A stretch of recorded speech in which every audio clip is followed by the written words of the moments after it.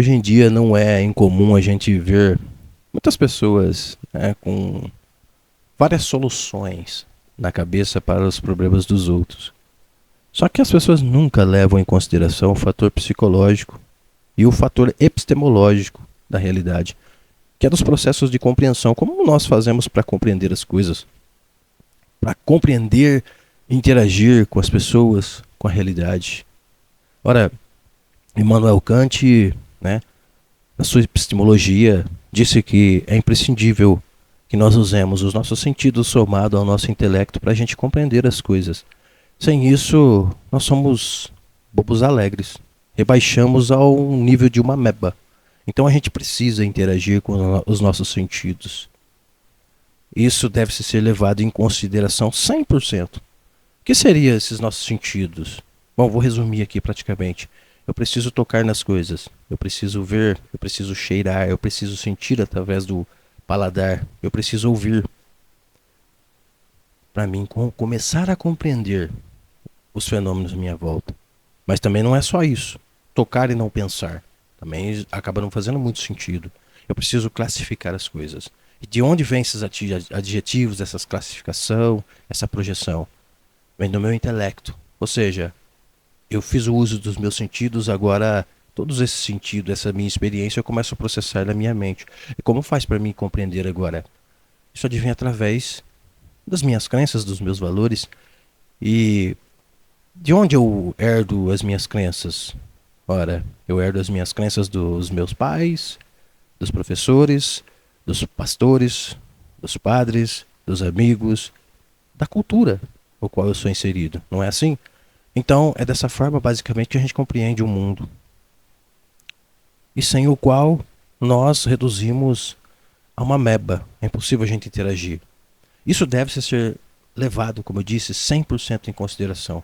Mas nunca se é levado 100% em consideração. Quando eu digo 100%, eu digo é imprescindível. Agora, uma outra coisa também que deve ser levada em consideração, que também é imprescindível, é que nós, seres humanos, somos uma espécie como as formigas e as abelhas. Eu não posso viver isolado. Você também não vive isolado. O Elon Musk não pode viver isolado. Diga-se de passagem, toda a fortuna dele é graças ao movimento do trabalho das outras pessoas. Basta você fazer um exercício hipotético do pensamento e pensar, se o Elon Musk pegar os seus 270 bilhões agora e ir para Marte, somente ele e o seu dinheiro, quanto vale o seu dinheiro lá? Nada, porque não tem movimento. Dinheiro é papel. Dinheiro é um valor simbólico. O verdadeiro valor está no trabalho. E quem faz o trabalho são as pessoas. E quanto maior é a minha fortuna, mais eu necessito de milhares e milhões de pessoas para fazer essa minha fortuna valer o que ela vale. Conseguiu entender? Então, quando eu digo que a nossa espécie é como abelha e formiga, eu digo que tanto um mendigo quanto o homem mais rico do mundo, ambos necessitam do calor humano. Diga-se de passagem, nós padecemos de solidão. Um homem vivendo isoladamente em uma ilha, mesmo que ele tiver todo o dinheiro do mundo, mesmo que ele tiver todo o alimento do mundo, ainda assim ele pode padecer de solidão. Ele pode cair numa depressão profunda simplesmente porque lhe falta calor humano. Ou seja, é visceral. Nós precisamos dos outros para garantir a nossa sobrevivência. Isso é 100%. É imprescindível. A minha vida só é possível graças ao trabalho de milhares de pessoas, né? É muito simples eu entender. Olha esse microfone, não fui eu que fiz. Olha o computador que está gravando os meus áudios, não fui eu que fiz. Olha a câmera, olha a lâmpada, olha aqui o quarto que eu estou, né? Então você vê que numa coisa simples aqui que está muito próximo de mim, já dezenas de pessoas estão envolvidas no processo. Por quê? Porque eu necessito dos outros. Então essa ideia de alcançar a sua independência é uma ideia totalmente fora do contexto da realidade sobre nós e que nunca se é levada em consideração. E aonde que eu quero chegar com esse discurso, com essa ideia? Eu quero chegar na questão desse movimento que a gente vê muito na internet hoje, e principalmente de pessoas que são bem financeiramente, dando conselho para as pessoas que, né, não têm sequer o dinheiro para o almoço. Como eu disse, é imprescindível que nós façamos o uso dos nossos sentidos, né? Mais o intelecto para a gente compreender. Somado tudo isso, o que nós ganhamos?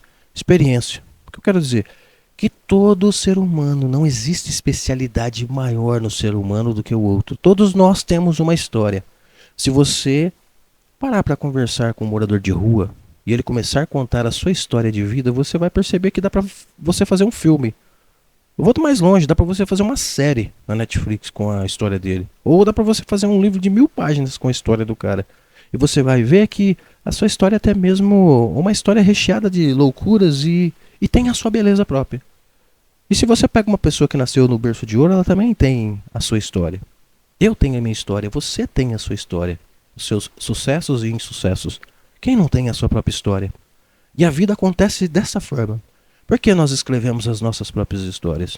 Porque, como eu disse, nós temos uma experiência e essa experiência ela é muito íntima, particular minha, é muito particular sua, é como impressão digital. A minha experiência nunca será, jamais e nem deve ser igual à sua. E como isso nunca é levado em consideração, o que nós temos hoje? A título de exemplo, não quero endemonizar as pessoas que têm muito dinheiro ou endemonizar os bilionários, achando que eles são a culpa de todo o insucesso do mundo. Porque eu acho que se as coisas estão ruins, todos nós, de certa forma, tem uma parcelinha de culpa. Talvez a pessoa que tem mais poder e não faz nada para diminuir isso, ele tem uma parcela de irresponsabilidade talvez maior. Porque tem a capacidade de o fazer, mas simplesmente não faz, porque só pensa em si mesmo. Ignora a experiência dos outros. E são essas mesmas pessoas que não sequer tem experiência do sofrimento alheio, que tem as melhores soluções para o sofrimento alheio. Só que você não está entendendo o que eu quero dizer aqui. Pessoal, uma pessoa que nunca sofreu na vida, uma pessoa que nasceu no berço de ouro, ar-condicionado, que sempre teve tudo do bom e do melhor, fez as melhores viagens, estudou nos melhores colégios. Não estou dizendo que a vida dessa pessoa nunca teve seus altos e baixos. Claro que teve. Porque a vida é feita disso, de altos e baixos. Mas uma pessoa que nunca pegou no cabo da enxada, né, para sintetizar tudo, ela nunca vai ter consciência real do que é pegar no cabo da enxada e passar 8, 9, 10 horas debaixo do sol para ganhar um mísero salário. Vocês estão entendendo? É muito diferente quando, por exemplo, eu nunca passo por um sofrimento desse. E eu penso em relação a esse sofrimento. O que eu tenho ideia em relação a esse sofrimento não é como ele é. E como eu posso entender o que realmente é o sofrimento daquilo que eu imagino, mas que eu nunca passei? Quando eu, de fato, passar pelos mesmos ritmos. É como eu disse, ou como eu digo, as pessoas, quando elas estão de estômago cheio, elas têm uma ideia em relação ao problema. Mas quando elas estão de estômago vazio, elas têm uma outra ideia em relação ao mesmo problema. Você observa que um estômago vazio e um estômago cheio já tem todo o seu diferencial. Vocês conseguem entender aqui? E o que a gente vê é que quem tem poder, quem tem dinheiro, né? Ele geralmente é o cara que influencia diretamente nas questões sociais, nas questões políticas e que vai influenciar diretamente na vida dessas pessoas. Só que essas pessoas, elas não têm a consciência real do que é realmente o sofrimento. Vocês estão entendendo? Porque para mim conhecer realmente o que é o sofrimento nu e cru, eu preciso passar por ele. Resumidamente, uma pessoa que nasceu no berço de ouro, ela jamais terá consciência do sofrimento de uma pessoa que nasceu numa tribo lá da África do Sul, que passou por abusos, que passou por diversos tipos de doença, frio, fome, calor, insegurança e todos os tipos de coisas bizarras. Você está entendendo? São experiências diferentes que dão sabores diferentes na vida. E como é que eu posso desenvolver a resolução do problema de uma pessoa dessa sem nunca ter passado? Você observa que é um pouco meio que camuflada a coisa nesse sentido, entendeu? Não estou dizendo que as pessoas que têm a capacidade de estudar, analisar, elas também não podem ter uma solução talvez mais plausível para a resolução dos problemas daquelas pessoas que, infelizmente, dado a vivência somente no modo de sobrevivência, porque é o que a vida pede, né? Não estou dizendo que essas pessoas não têm talvez uma solução um pouco mais branda para isso, mas a pessoa deve se levar em consideração a questão da experiência de cada um de nós. E aí é possível nós entendermos a experiência do outro? Claro que sim, perfeitamente é possível, mas é imprescindível que nós, né, desenvolvamos o quê? A compaixão, que é o ato de você se pôr no lugar do outro. A empatia, que é o ato de você ver o sofrimento do outro, entender que você também passa por sofrimento e ser compreensivo com o sofrimento alheio. Entendeu? E para que a gente desenvolva isso, é preciso que a gente desça um pouco do pedestal, entendeu? É preciso que a gente observe a realidade à nossa volta com mais cautela. É preciso que a gente seja mais justo. É preciso que a gente lute pela equanimidade das coisas. Eu não digo igualdade, todo mundo se vestir de branco, viver que nem robozinho, todo mundo dar os mesmos passos, ganhar o mesmo salário. Mas um sistema mais justo, onde que agora eu não tenho uma pessoa que, por exemplo, ganha 1, 2, 3 milhões por dia sem fazer nada, e ao passo eu tenho pessoas que estão aí no semáforo juntando moeda para comprar uma marmita. Você consegue entender aqui o que eu estou querendo dizer? E quantas vezes essa pessoa que ganha 1, 2, 3 milhões está decidindo os rumos, né? O futuro do mundo, o futuro do país. Está entendendo? Sem nunca sequer experimentar um pouquinho do amargo. Então, quando eu digo que se eles nunca experimentaram do amargo do sofrimento, eles vivem num mundo de Bob, literalmente. É como eu disse, porque é totalmente diferente. Agora, quando uma pessoa que está nessa vida, no mundo de Bob, ela experimenta ao menos um pouquinho aquela vida amarga, ela começa a perceber que, opa, não é bem como eu imaginava, não. As coisas são bem mais embaixo, as coisas são diferentes. Eu preciso repensar a minha forma de ver. Eu preciso repensar a minha forma de perceber o mundo. Vocês estão entendendo aí? Porque quando a gente passa pelo sofrimento, a gente percebe que é necessário a gente desenvolver uma sociedade onde que todas as pessoas possam desenvolver o seu daimon, com pouca burocracia, com menos burocracia. Não estou dizendo tornar a vida das pessoas sempre felizes, porque nem mesmo as pessoas, nem mesmo o homem mais rico do mundo, ele é 100% feliz. É mentira isso. Que a vida é feita, como eu disse, de altos e baixos. Mas é possível sim a gente diminuir o sofrimento humano. Só que como a gente vai diminuir se a gente não pensa neles como eles são? Para resumir tudo isso, seria suficiente eu dizer para você que, por exemplo, se eu ler um livro de 1000 páginas falando sobre saxofone, quando eu fecho esse livro, seria o suficiente eu dizer para você, olha, agora eu sou um dos melhores saxofonistas do mundo. Ora, você ia tirar um barato da minha cara, na verdade, por quê? Porque eu preciso botar em ação aquilo que eu li no livro. Eu preciso praticar, eu preciso tocar. É imprescindível que eu faça isso. Senão eu só fico no plano da teoria.